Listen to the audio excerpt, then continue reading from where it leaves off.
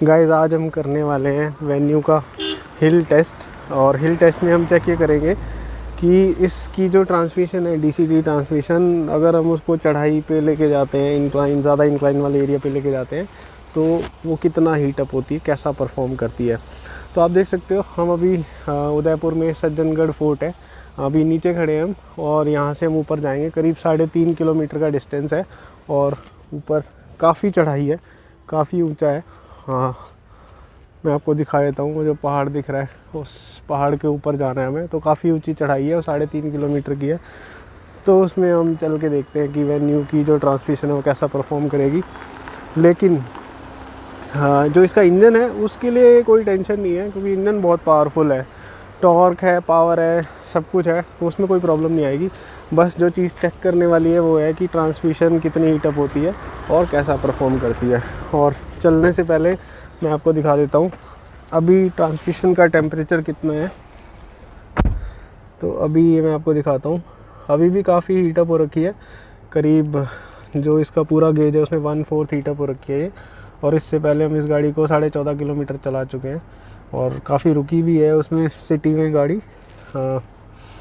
तो चलिए देखते हैं ऊपर चलने के बाद 3.5 किलोमीटर की चढ़ाई के बाद ये ट्रांसमिशन कैसा परफॉर्म करती है।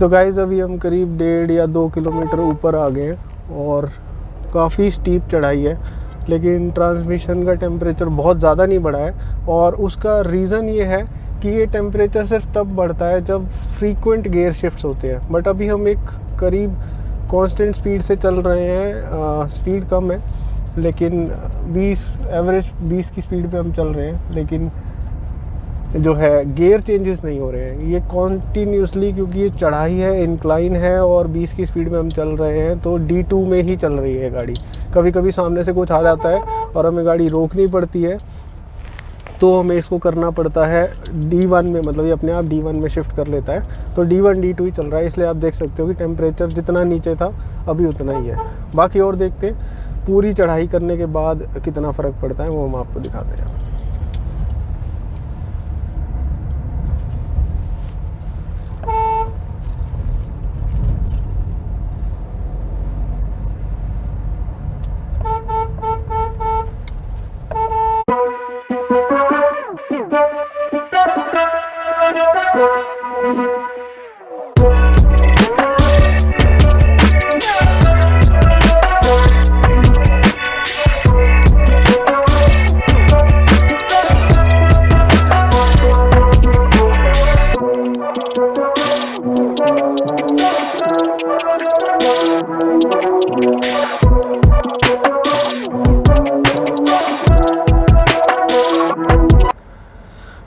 सो गाइस अभी हम पहुंच गए हैं सज्जनगढ़ फोर्ट के ऊपर। अभी हम उसकी पार्किंग में खड़े हैं और वो 3.5 किलोमीटर की जो स्टीप चढ़ाई थी वो हमने चढ़ ली है। और मैं आपको ट्रांसमिशन दिखा देता हूँ कि ट्रांसमिशन के टेम्परेचर में थोड़ा सा फ़र्क पड़ा है, बिल्कुल 1 पॉइंट ही ऊपर बढ़ी है, जितनी थी उतनी ही है, कोई ज़्यादा फ़र्क नहीं पड़ा। और उसका रीज़न ये है कि फ्रीक्वेंट गियर शिफ्ट्स नहीं हुए इस कोर्स में। जो 3.5 किलोमीटर की चढ़ाई थी उसमें ये गाड़ी 80% ऑफ द टाइम D2 में चली, और जब सामने से गाड़ियाँ आती थी हमें रोकना पड़ता था और फिर चढ़ानी पड़ती थी तो D1 हो जाता था, और थोड़ी सी स्पीड बढ़ते ही 10 से पार होते ही वो D2 हो जाता था। और स्पीड 20, 25, 30 तक भी गई तो वो गियर D2 ही रहा, क्योंकि इंक्लाइन था। तो RPM चाहे 2000 हो गए या 3000 हो गए, लेकिन वो गियर D2 ही रहा, क्योंकि इंक्लाइन पे ज़्यादा टॉर्क की ज़रूरत होती है। तो उसने ट्रांसमिशन ने अपने आप एडजस्ट कर लिया। हमें कुछ गियर में या रोकना पड़ा तो दोबारा स्टार्ट करने में कोई प्रॉब्लम नहीं हुई, बड़ा मस्त चला। बस एक कंसर्न था, जो ये dry type dual clutch transmission है, ये हीटअप कितना होता है, तो उसमें हमें कोई कंसर्न नहीं हुआ। तो कंक्लूजन ये निकला है कि इस ट्रांसमिशन में हीटिंग तभी होती है जब बहुत ज़्यादा फ्रीक्वेंट गियर शिफ्ट्स होते हैं। तो अगर आप स्टार्ट स्टॉप ट्रैफिक में हो तो बहुत ज़्यादा गियर शिफ्ट्स होते हैं, और अगर आप चढ़ाई पे चढ़ रहे हो और बार बार ट्रैफिक है और आपको बार बार रुकना पड़ता है, तो एक लेवल के बाद अगर ज़्यादा गियर शिफ्ट्स होंगे, बहुत ही एक्सट्रीम केस में, तो ये ट्रांसमिशन इतनी हीटअप होगी कि आप उस कंडीशन को शायद ही रीच कर पाओ कि ट्रांसमिशन रेड वार्निंग दिखाए और आपको गाड़ी रोकनी पड़े। बट जितना हमने इसे एनालाइज़ किया है, वो सिचुएशन को रीच करना बहुत ही मुश्किल है।